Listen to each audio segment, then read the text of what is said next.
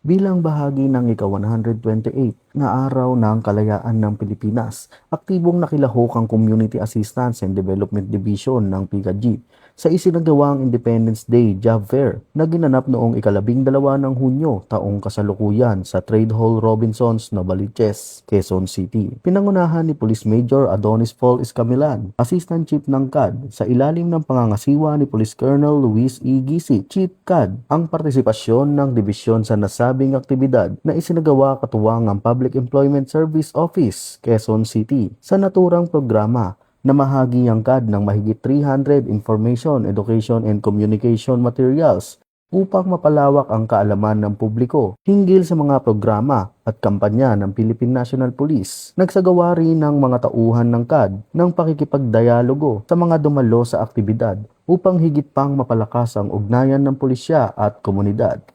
Tinatayang mahigit 1,000 kalahok ang dumalo sa nasabing job fair na nagsilbing pagkakataon upang mapakita ng PNP ang patuloy nitong pagsisikap na mahatid ang serbisyong nararamdaman para sa mamamayan.